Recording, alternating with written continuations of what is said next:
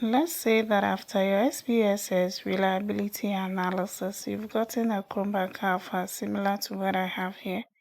I had 0.927, and according to the rule of reliability, this is excellent. Now, this is the Likert scale questions that we used in testing for the reliability. We used 12 questions in testing for product satisfaction.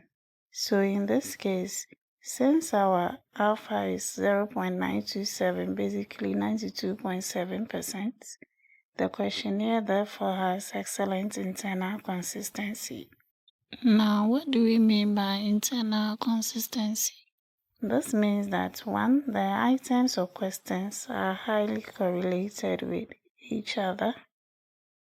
They all measure the same underlying concept,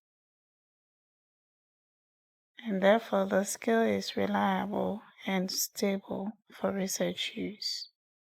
Now let's say that you have 12 questions measuring product satisfaction.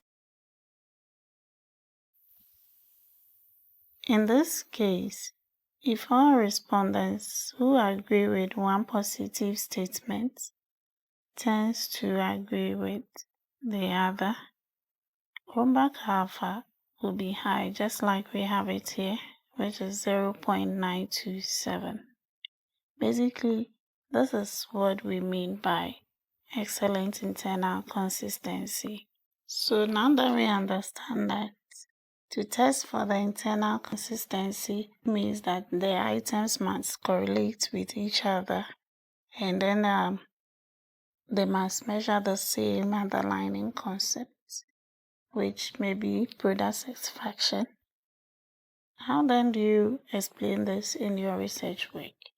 You can explain this in your research work by saying that the reliability of the instruments was assessed using Cronbach Alpha coefficient to determine the internal consistency of the items.